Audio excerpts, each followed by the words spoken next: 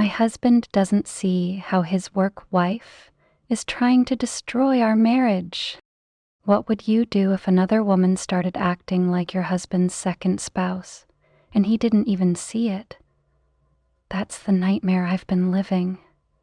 It started with harmless jokes and group outings, but quickly turned into something far more disturbing. Now my marriage feels like it's under siege by someone who's not even hiding her intentions. Am I overreacting? Or is this a slow, calculated attempt to replace me? From the outside, it might seem harmless. Work spouses, office banter, and team bonding.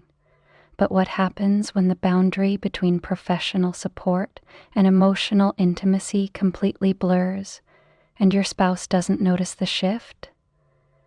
That's what I've been grappling with for the past 3 years. When my husband Mark started working with Sarah, I genuinely tried to welcome her. I believed being friendly would help him feel supported at work, and I wanted to avoid being the jealous or overbearing wife. So I invited her to our barbecues, welcomed her into our social gatherings, and even chatted with her during events. But what started as friendliness quickly turned uncomfortable and then toxic. It wasn't just the occasional weird vibe. It was the way she looked at me when Mark wasn't watching. It was the comments that always carried a sting beneath the surface. When I told her I was a yoga instructor, she smiled and said, "Oh, that's so peaceful. I wish I had that kind of free time." When she tried my homemade potato salad at a BBQ, she remarked, "Interesting choice of spices." You're not afraid to experiment, I see. That might sound petty on its own, but these digs were constant and targeted, and it didn't stop at comments. Sarah began to insert herself deeper into my husband's life. She started texting him late at night about non-work things, memes, random thoughts, funny photos from the office. Then came the hashtags, work power couple, work spouse. I'd scroll through social media and find pictures of the two of them laughing in the break room or working side by side with captions that felt more like romantic partnerships than colleagues. The tipping point for me was when she scheduled a mandatory team dinner on our anniversary. Knowing it was our anniversary and made a joke about how some people are just too sentimental. Mark didn't see the problem. In fact, he thanked her for organizing it and said he'd make it up to me next weekend. I felt like I had been replaced by a colleague with a clipboard. Sarah's behavior escalated further when she began changing parts of Mark's daily life. She adjusted his coffee order, something I had made special for years. She told people in the office she had trained him right. She rearranged his desk and wardrobe, saying he was too suburban husband for the office aesthetic. And worst of all, she convinced him not to take a promotion, one that could have expanded his career, because it meant leaving her team. To Mark, she was being supportive, quirky, funny. To me, she was slowly pushing me out of his life and taking my place. And somehow, he couldn't see it. In any other situation, if a woman spoke this intimately about a married man, changed his habits, made possessive comments, and disrespected his wife, we'd call it what it is, emotional manipulation. But because it's under the label of work friendship, I'm being told I'm overreacting. I don't think I am. I think I'm watching a line being crossed, over and over again, and I'm the only one who sees it. When I first felt uncomfortable with Sarah's behavior, I tried to convince myself that maybe I was being overly sensitive, that perhaps I was misreading her tone or just insecure. But over time, her disregard for me became so blatant that denying it would have felt like gaslighting myself. Sarah wasn't just inserting herself into Mark's life. She was actively diminishing me, both subtly and outright. At every opportunity, she made it clear that she viewed me as less than, or worse, as a joke. Whether it was mocking my job as a yoga instructor or criticizing my cooking, she found ways to chip away at my presence and worth. It wasn't the comments alone, though they were cruel enough. It was the smug tone she used when she delivered them, always with a tight smile or a "just kidding," that made it impossible to call her out without seeming petty. One time she referred to our home as charming, in a starter home kind of way. Mark laughed. I felt my stomach twist. I had spent months searching for that house with Mark, dreaming of building our future there, but with one sentence, she turned it into a punchline. And my husband didn't even notice. The most hurtful incident, though, was the anniversary mug. I had it custom made with a photo from our wedding, one of our favorite moments together, and gave it to Mark for our first wedding anniversary. It stayed on his desk for months, until it disappeared. When I asked about it, he casually told me Sarah had accidentally broken it. Later, he shared a joke she made about how it didn't fit the office aesthetic anyway. That moment broke something in me. A symbol of our marriage, of my love, was discarded and mocked. And he repeated her words back to me like it was no big deal. Her actions speak volumes. She's not simply trying to be close to Mark, she's trying to erase me. She minimizes my role, mocks my identity, and treats our marriage like a mild inconvenience to her daily routine. And what makes it worse is that she does it all with this air of performative innocence. To the outside world, she's just being funny, supportive, or friendly. But to me, she's a constant reminder that I am being undermined, slowly and deliberately. What's most painful is Mark's failure to defend me. Not once has he stood up for me when she makes those comments. Not once has he said, "Hey, that's my wife you're talking about." It's like he doesn't see the disrespect. Or worse, he does, and chooses to ignore it, because calling it out would make things awkward at work. It didn't marry a man who would let someone belittle me to my face and laugh it off as harmless fun. But somewhere along the way, that's exactly who he's become. And I'm left wondering, if someone repeatedly disrespects your wife and you do nothing, what does that say about your loyalty or your love? By the time I fully recognized how disrespectful Sarah was being toward me, I also started to see that this wasn't just about petty insults or mean-spirited jokes. This was strategic. Sarah wasn't being randomly rude. She was executing a slow, deliberate campaign to position herself at the center of Mark's world. And she was succeeding. It started with small things. Texts during odd hours. Her claiming she knew his coffee order better than his wife. Or rearranging his desk because his setup lacked personality. Those things felt invasive, but I brushed them off as overly friendly office dynamics. But then came the bigger plays.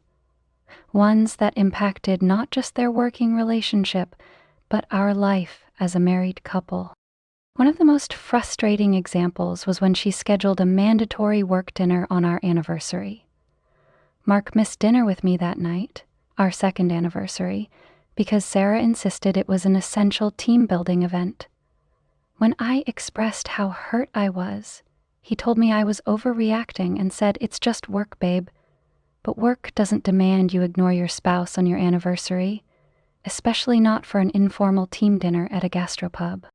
Even more baffling was when Mark was offered a leadership promotion, a role that would have expanded his skills, his resume, and opened doors for his future. He turned it down.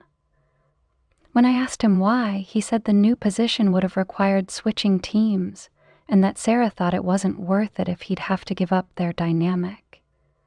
That was the first time I felt true alarm. This woman didn't just want to be close to him. She was influencing his life decisions under the guise of friendship, and he let her. She's also crafted a public narrative where she and Mark are this inseparable work couple. She floods social media with photos of them together, always with flirty or possessive hashtags: work husband, my favorite coworker, office goals. To everyone else in their circle, she's painting herself as the woman who knows him best, supports him the most, and is always by his side. She once even told another coworker, who told me, that she takes better care of him than I do. Who says that? Her manipulation doesn't stop at appearances. She's orchestrated his daily routines to center around her. She changed his coffee, started picking out new shirts that suited him better, and brags about training him like he's her personal project. When I express concern, she spins the story so I look controlling or insecure, and Mark eats it up. She's not just manipulating him, she's manipulating us. It's like she's built this version of herself as his emotional partner, his advisor, his biggest fan, everything I'm supposed to be in his life. And she's done it so cleverly that Mark doesn't even see it. But I do. I see it all. And the longer he stays blind to it, the harder it is to feel like I have a place in my own marriage. What hurts more than Sarah's manipulative behavior is the fact that Mark can't or won't see it. I've always believed that love is about protection, about standing up for each other when something feels wrong. But in this situation, I feel exposed, unprotected, and worst of all, alone. I've tried talking to Mark. I've brought up the late-night texts, the flirty hashtags, the office gossip, and how she's constantly undermining me. His response: "You're reading too much into it," or "That's just Sarah being Sarah." Over and over, he dismisses my feelings as if they're irrational reactions rather than real, lived experiences. He acts like I'm being jealous, insecure, even paranoid, when in reality, I'm simply asking for boundaries, for respect. One moment that really stuck with me was when I suggested we try marriage counseling. I wasn't accusing him of cheating or demanding ultimatums. I was extending a hand to say, "Let's figure this out together." But he looked genuinely confused and asked, "Why would we need that? Everything's fine." It wasn't fine. He just couldn't see the cracks forming under his nose. Or maybe he just didn't want to. To make matters worse, I later found out from one of his coworkers that he went straight to Sarah after our conversation, not to get an outside perspective, but to consult her on our marriage. That's when I realized how deep her influence ran. Instead of building intimacy with me through an honest discussion, he handed our private struggles over to the very person who's been driving a wedge between us. She then took that information and used it to paint a picture at work of herself as his emotional support system during a rough patch in our marriage, a rough patch she helped create. Every time I try to set a boundary, Sarah crosses it, and Mark stands on the sidelines watching, as if it's not his place to intervene. The mug situation was a perfect example. I brought that gift into his life as a reminder of our commitment. She accidentally broke it and mocked it, and instead of defending its meaning or my feelings, Mark just shrugged and repeated her joke. I'm not asking for him to quit his job or cut off all contact, but I am asking him to prioritize our marriage, to look beyond the surface charm Sarah puts on, and recognize how her presence, words, and behavior impact the woman he chose to spend his life with. But as of now, it feels like he's chosen to turn a blind eye because acknowledging the truth would mean facing the discomfort and the disloyalty in his own inaction. I've never felt less seen in my own relationship, and the longer this goes on, the harder it becomes to trust that he's still on my side. Because love doesn't look like indifference. It doesn't look like laughter at someone else's expense. And it certainly doesn't look like choosing silence when your partner is asking for help. After months of trying to explain, trying to get him to see, trying to salvage, I reached what I can only describe as a breaking point. The moment when I realized that something had to change, because I couldn't keep carrying the emotional weight of this marriage alone. It was Mark's birthday. I wanted to do something sweet and spontaneous, something that reminded us of who we were before all this mess. So I decided to surprise him at work with his favorite lunch. I even added a handwritten note, hoping to reconnect. Just a small gesture to remind him that I was still here, still trying. Sarah had called in sick that day, so I thought it would be safe, but when I walked into the office, there she was, perfectly styled, standing next to his desk with a cake that read, "To my work hubby," complete with a printed photo of the two of them from the office holiday party. The moment she saw me, she didn't flinch. Instead, she smiled and said, "Oh, Amy, you came too. How nice. Mark, you didn't tell me your real wife was coming." That sentence knocked the air out of me. It wasn't just the passive-aggressive tone or the fact that she used the word real like it was some kind of punchline. It was the way she said it, with ownership, like she was the primary relationship and I was the intruder. And Mark? He laughed. He laughed. He didn't see the disrespect, didn't feel the sting, didn't sense the humiliation burning under my skin. In that moment, I realized I was the only one feeling any of it. I left the office with the lunch still in my hand. I cried in my car for 20 minutes before I could even start the engine. And later that night, when I tried, again, to talk to him, he brushed it off as an overreaction. "She was just joking," he said. "Why do you always assume the worst?" Because the worst has already been happening, piece by piece, boundary by boundary, until now. And I'm the only one noticing. That day solidified something inside me. It wasn't just Sarah who was damaging our relationship. It was Mark's refusal to protect it, to protect me. Emotional betrayal isn't always an affair or a lie. It's also when your partner chooses someone else's comfort over your pain, when they laugh at your hurt, when they don't even notice when you're slipping away.